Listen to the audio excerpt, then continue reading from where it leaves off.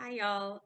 I'm back with more of my musings and thoughts on some of the things that we hear in day-to-day life that, while I think are well-intentioned, are not always super helpful. So, one of the things I hear over and over and over again, and a lot lately, is this idea that everything happens for a reason. And honestly, I'm guilty myself of sometimes thinking, oh, that's the reason this thing didn't work out, because if that had worked out, I wouldn't have had this other opportunity. So I think sometimes we're all guilty of thinking, well, everything happens for a reason. But the problem is that saying that can be really, really problematic in a lot of cases, because there are times in life where things do not have a good reason. There's no good explanation for why they happen. We have things like horrific traumas and assaults and violence and war and being diagnosed with a horrible life-altering illness or a terminal illness or the loss of a loved one suddenly. Those things don't happen for a reason, right? There's no real good explanation for why those things happen.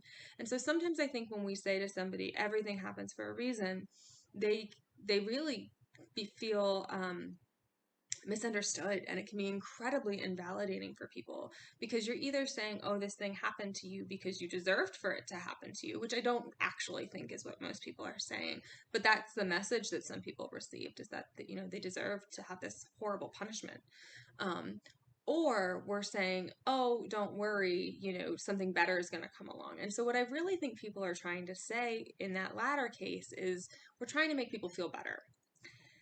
But we're not making people feel better, because in saying everything happens for a reason, when we're talking about some really horrible events that never really should have happened or don't have any good explanation, um, we're diminishing that experience.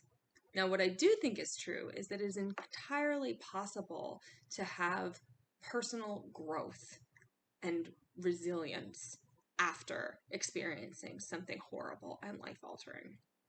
It is entirely possible to either do the work on your own or do the work along with somebody else, like a therapist, to learn things about yourself and to reevaluate, how you look at things and where you want to put your energy after some of these kind of life-altering, incredibly challenging, horrific events that can happen to people. And sometimes people do, make decisions in their lives that they wouldn't have made without those events. But that doesn't necessarily mean that the horrible thing happened for a reason, right?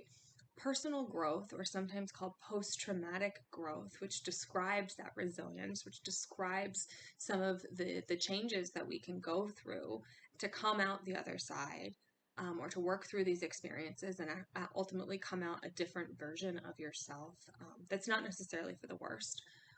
That can happen without minimizing the horrible experience itself, or without saying that that experience happened for a reason, right? You may have had growth, personal growth, regardless of whether that horrible experience ever happened. You may not have.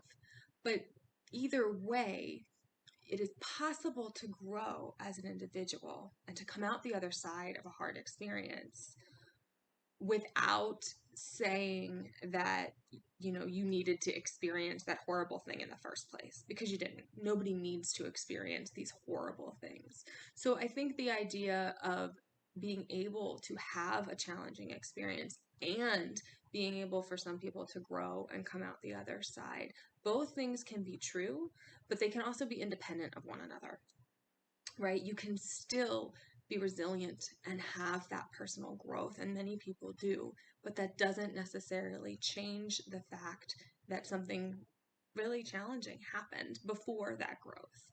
And growing does not minimize or erase the traumatic experience or the life-altering event, right? Both things can exist. And I think when we say that and we acknowledge that, that feels a lot better than saying everything happened for a reason, because that horrible thing, it didn't happen for a reason. It just didn't, right? That's just not how it works. Sometimes bad things happen, and then we have to learn how to deal with them, how to live with them. And that's where, sometimes getting some help on the growth and coping side can be really helpful. So Anyway, I just had to say that because it was really starting to get on my nerves hearing people say, oh, everything happens for a reason. Because that's just not necessarily true. It's just not. And it's hurting people to say that it is. So, anyway, those are my thoughts. I'll see you next time.